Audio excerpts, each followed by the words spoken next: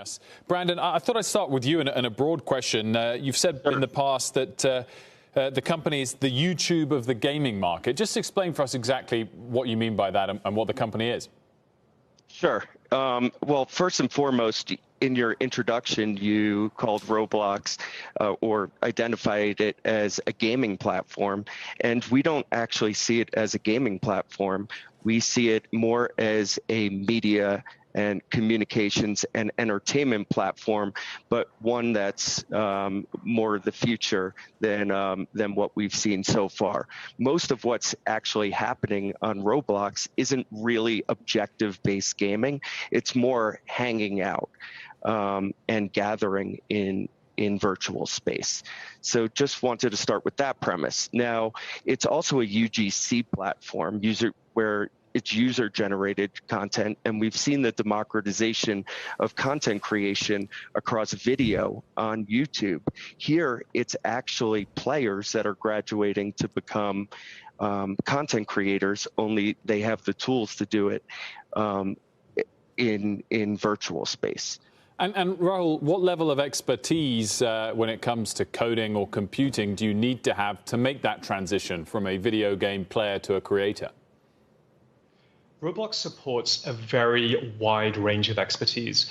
You can come in and use Roblox Studio as someone who is competent at computers, but maybe you've never programmed a word of code in your life, and create a relatively basic place for your friends to hang out with, just like we heard. Alternatively, you could also be a high-end legitimate video game developer, and there are people making hundreds of thousands, if not millions of dollars as legitimate developers on the Roblox platform. I mean, the Lil Nas concert was huge. It blew up. Is that, Rahul, is that a model here that they can build off of? I think it got even more viewers than the Travis Scott Fortnite, sort of similar kind of performance that happened over the pandemic.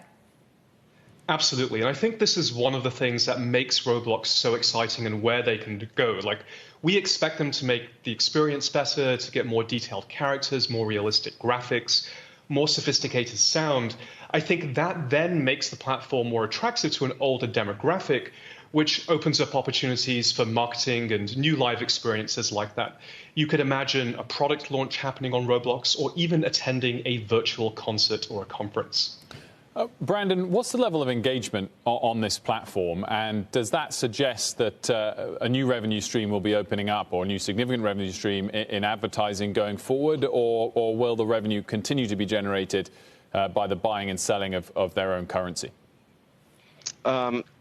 In the most recent quarter, 2.6 hours per daily active user was the statistic. And there were 37 million daily active users, which is really just scratching the surface if you compare it to something like a Snap, which has, 265 million users and is attacking a similar demo.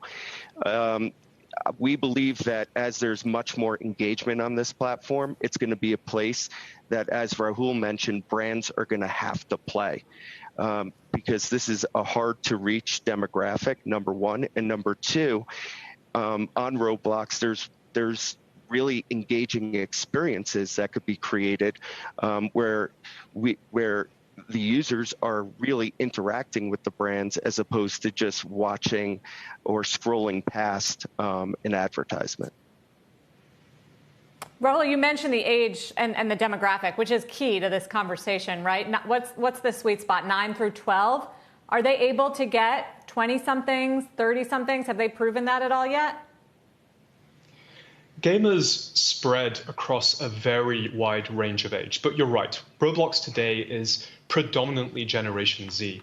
And I think the thing that we have to remember about Generation Z is that they are growing up in a world where games are more relevant than music and Hollywood. And so in that world, what is cooler than making a game that your friends can play? But we do also see gamers across that entire spectrum, and as Roblox makes their platform more robust, they make it more realistic, they're trying some really interesting things with more sophisticated audio down the line, I do think that we'll be able to see older gamers coming to the platform. Shepard Smith here. Thanks for watching CNBC on YouTube.